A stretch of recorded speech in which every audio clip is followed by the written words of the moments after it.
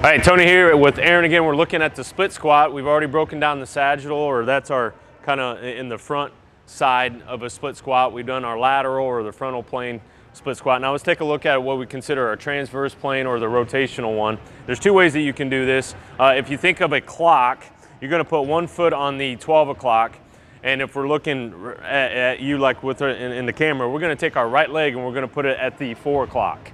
So his left leg or his left foot will be on the 12. His right foot will be over here on the 4. Okay. Now, just like with any one of our split squats, we're staying in this position. We're not coming up. That's a lunge. Remember the difference. So here, again, we're still setting back on this side hip.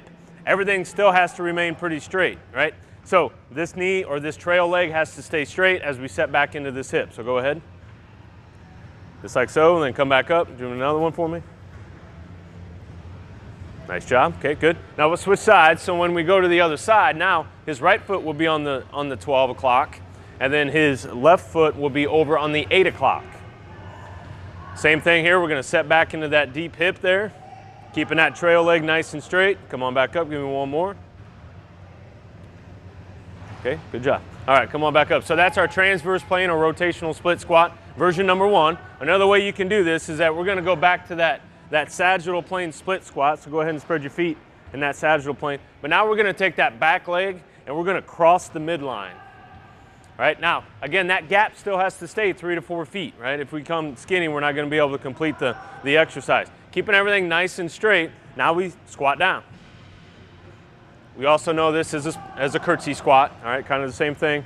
Adding rotation to the system as we go through this split squat. Okay, good, relax. And of course, you go to the other side. Now, when we talk about load, kind of the same thing. If we look at version number 1, we're going to hold it in a front-loaded position. We'll drop this back leg into the 4 o'clock, and the same thing happens with just like any of our other split squat, keeping the load nice and close to our body, set back into the deep hip, and then come back up. Now, if we're going into the rotational one or the curtsy squat, go ahead. That one option here, we're going to just drop it down below into a suitcase carry. Again, everything staying nice and straight, and then taking it down. That's two great ways that you can load this rotational or transverse plane split squat. So our sagittal, lateral one, that's in our frontal plane, and our transverse split squat. Again, great for warm-ups, but as soon as you load it up, it's a great exercise. Go get after it.